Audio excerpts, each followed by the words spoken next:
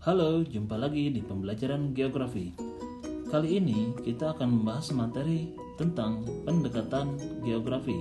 Tapi sebelumnya mari kita simak ulasan berikut.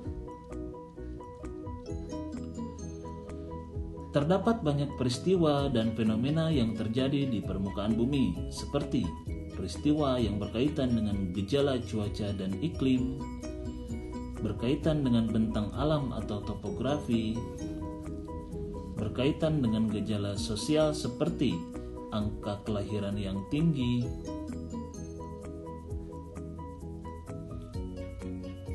kepadatan penduduk, dan migrasi penduduk. Lalu, apa hubungan antara gejala, fenomena, dan peristiwa tersebut dengan pendekatan geografi? Perlu kita ketahui bahwa dari setiap gejala, peristiwa, dan fenomena di permukaan bumi, kita harus mengetahui bagaimana pengaruh dan hubungan timbal balik antara komponen yang satu dengan komponen yang lainnya. Dan untuk apa kita belajar pendekatan geografi?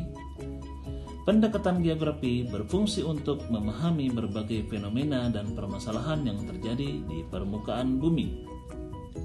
Lalu, apa itu pendekatan geografi? Pendekatan geografi adalah suatu metode atau cara menganalisis berbagai gejala dan fenomena geosfer, terutama interaksi manusia dengan lingkungannya. Pendekatan geografi terdiri dari pendekatan keruangan, pendekatan ekologi, pendekatan historis, dan pendekatan kompleks wilayah.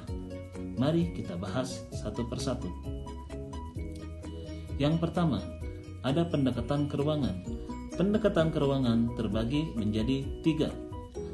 Yang pertama ada pendekatan topik, aktivitas manusia, dan kewilayahan.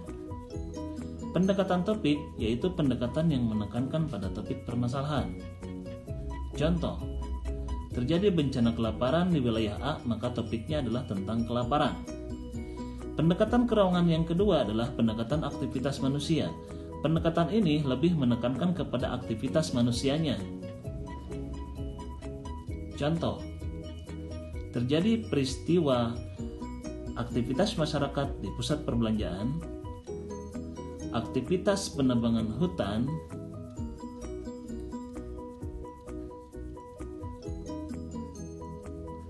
dan aktivitas penduduk yang mayoritas mata pencahariannya adalah sebagai petani. Selanjutnya, pendekatan yang kedua adalah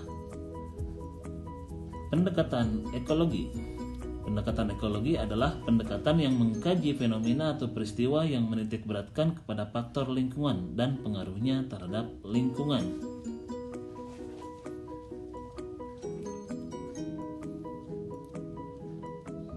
Contoh, terjadi polusi di wilayah perkotaan sehingga udara menjadi kotor dan tercemar.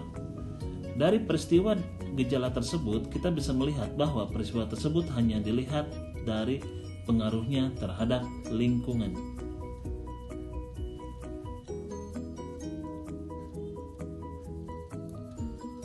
Pendekatan yang ketiga adalah pendekatan historis, yaitu suatu pendekatan yang menganalisis gejala dan masalah geografi dilihat dari latar belakang dan penyebabnya. Contoh, terjadinya banjir di Jakarta disebabkan karena intensitas curah hujan yang tinggi serta sedikitnya daerah resapan air.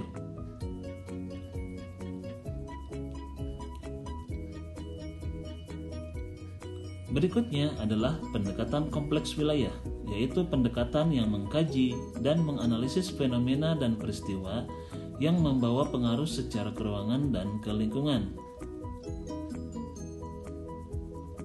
Contoh, peristiwa kebakaran hutan akan berdampak kepada tercemarnya udara sehingga akan mengganggu kelangsungan hidup manusia dan makhluk hidup lainnya.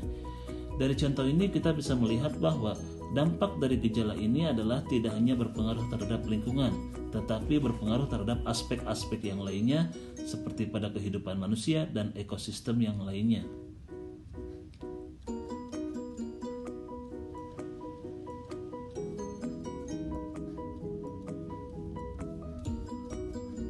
Demikian materi hari ini. Terima kasih sudah menyimak dengan baik, dan terima kasih sudah menyaksikan. Jangan lupa subscribe dan like. Terima kasih. Udah.